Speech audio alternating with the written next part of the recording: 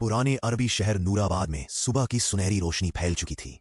रेगिस्तान की हवा हल्के हल्के बह रही थी और बाजारों में धीरे धीरे रौनक लौट रही थी। इसी खूबसूरत मगर सादगी भरे शहर में शुरू होती है हमारी कहानी, एक ऐसे इंसान की कहानी जिसके सब्र ने उसकी किस्मत बदल दी।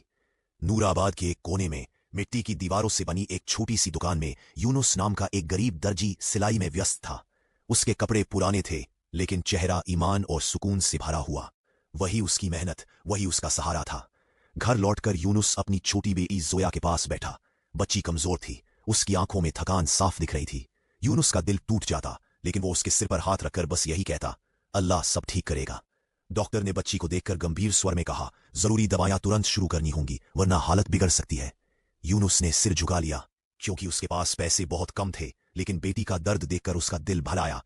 उस रात जब पूरा शहर सो चुका था, यूनुस नमाज की चटाई पर बैठा रोते हुए जिंदा था। उसने कहा, ए अल्लाह, मैंने कोशिश कर ली, अब रहमत तेरी तरफ से आएगी। अगली सुबह यूनुस काम पर जा रहा था, तभी उसने रास्ते में एक बूढ़ी अम्मा को भारी बोझ उठाते देखा। उसने तुरंत आगे बढ़कर बोझ थाम लिया। शाम होते होते एक अमीर आदमी उसकी दुकान में आया। उसने कहा, मुझे 40 कपड़े सिलवाने हैं और मैं पहले ही एडवांस दूंगा।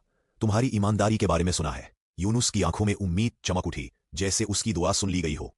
लेकिन उसी रात किस्मत ने एक और इम्तिहान लिया। जोया की तबीयत अचानक बहुत खराब हो गई।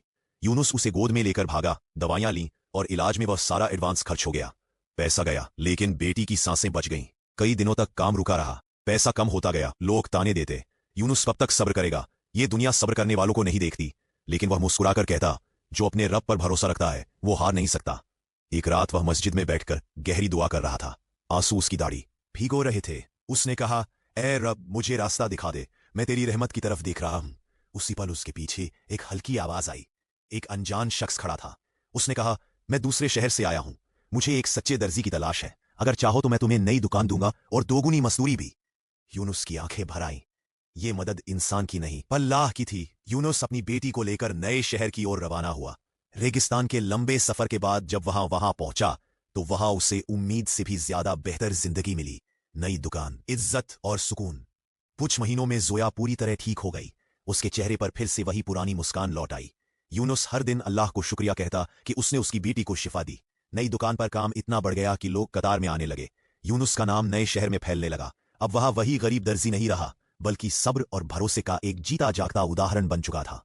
हर शाम वह अपनी बेटी को गोद में बिठाकर कहता, बेटा, या लिए अल्लाह ऐसे दरवाजे खोलता है जिनकी हमने कभी